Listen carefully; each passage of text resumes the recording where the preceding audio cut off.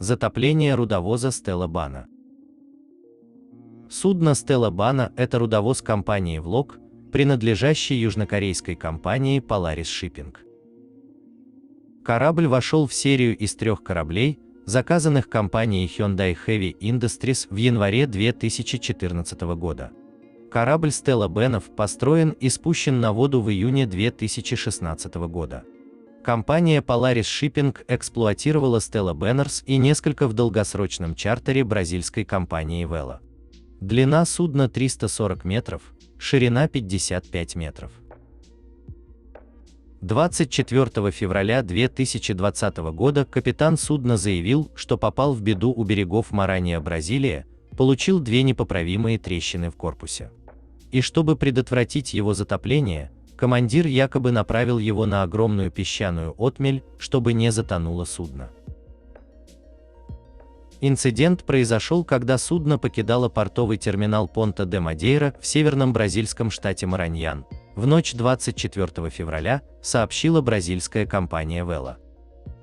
Компания также сообщила, что в качестве меры предосторожности 20 членов экипажа были благополучно эвакуированы, и что капитан корабля совершил маневр на мель примерно в 100 километрах от побережья Сан-Луиса.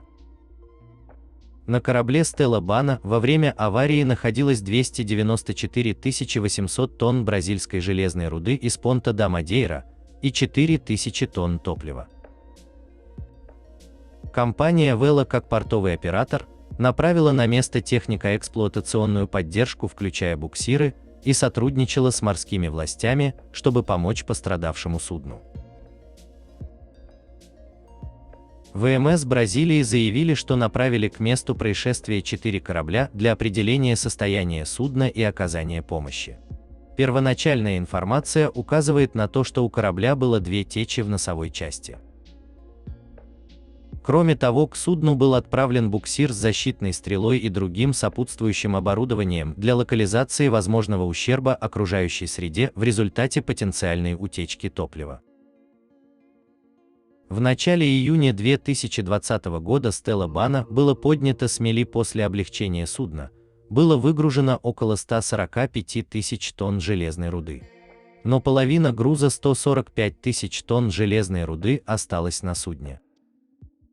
Корабль стоимостью $100 миллионов был снят с мели. Компания наняла экспертов, чтобы оценить его структуру повреждения, и подводная инспекция, проведенная командой водолазов и дистанционным управляемым подводным аппаратом RAF, объявила судно полностью потерянным.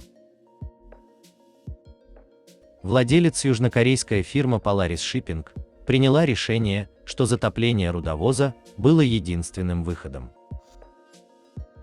12 июня 2020 года корабль Stella Bana был затоплен, по решению владельца Polaris Shipping. На то, чтобы затонуть, ушло всего 20 минут, и воронка отделилась от надстройки корабля и всплыла на поверхность примерно на минуту, а потом затонула. 26 октября 2021 года морской администратор Маршалловых островов опубликовал отчет о расследовании несчастного случая.